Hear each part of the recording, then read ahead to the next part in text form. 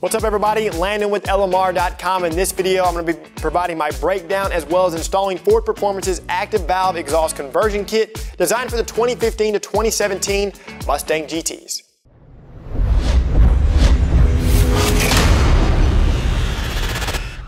When it comes to the cream of the crop in aftermarket performance exhaust systems, Ford Performance is by far the best in the business. This is their GT350 style active valve catback exhaust designed for the 2015 to 2017 Mustang GTs with the premium optioned rear bumper.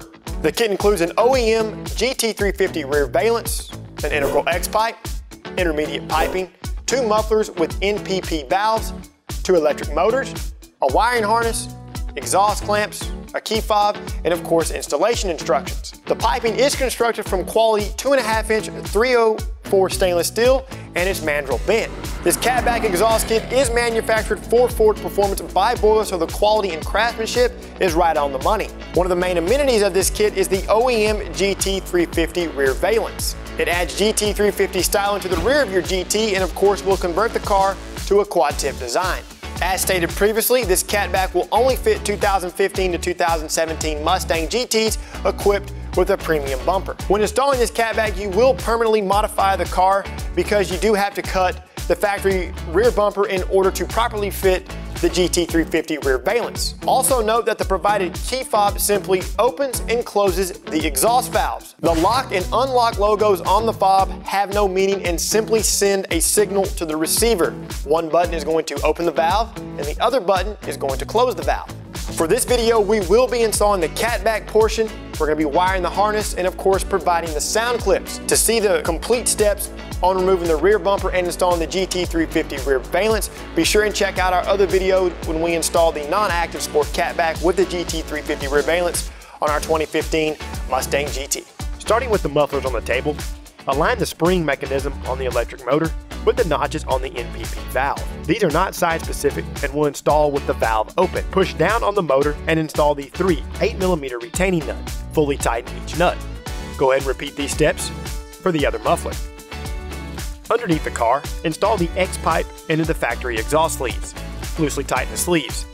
Transfer the intermediate piping hangers and make sure the hook is orientated toward the front of the car. Slide one of the provided clamps over the intermediate piping. Install the piping into the X pipe and hook the hanger into the IRS subframe. Do the same for the other side. Transfer the muffler hanger to the correct muffler. Hook the hanger into the rear frame rail and position the muffler into place. Slide a clamp over the intermediate pipe and then join the piping together. Loosely tighten the clamp. Reinstall the muffler hanger hardware and fully tighten. Reinstall the center hanger hardware and fully tighten. Go ahead and repeat these steps for the other side. Doing one side at a time, align the tips and then fully tighten the hardware, starting at the exhaust sleeve and working back. Once that's finished, you can now pop the trunk and remove the center carpeting. Locate the 4 plastic retainers, securing the rear trunk panel to the car. Unscrew the retainers, pass the panel over the studs, and then you can remove the panel from the car. Locate the wiring harness just above the body ground on the driver's side of the trunk. Carefully splice open the wire loom to expose the wiring. Locate the blue with white tracer wire. Using a voltmeter, ensure that the wire has approximately 11 to 12 volts with the key on. Remove the grommet from the trunk floor and cut a small incision into it.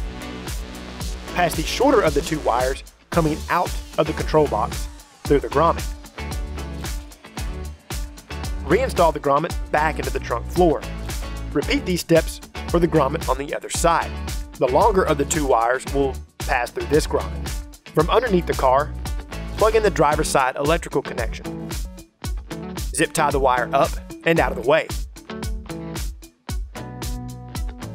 Repeat these steps for the passenger side and then feed any excess wire back into the trunk. Loosen but do not fully remove the ground bolt. Slide the spade terminal into place and then retighten the bolt.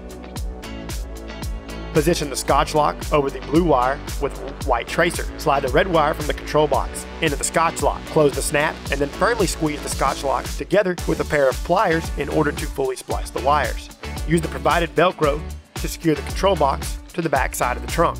and ensure that the box is low enough in the trunk so that it clears the rear plastic trim.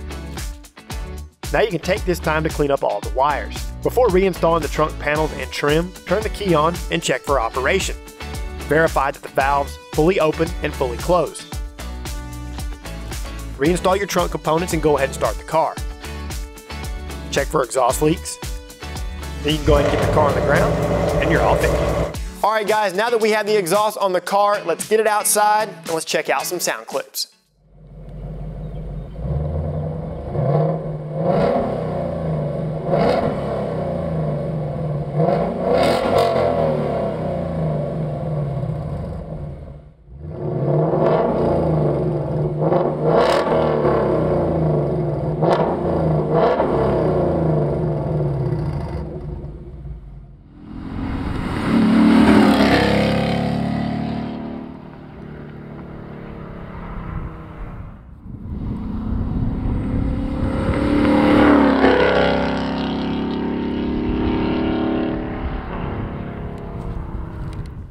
Overall, I personally like this kit. You know, when I wake up in the morning, I can have the valves closed. That way I can be courteous to my neighbors. Of course, when I get this thing on the highway, I can hit the valve open and let freedom ring. To see more how-to and review videos covering industry-leading products, be sure and subscribe to our YouTube channel.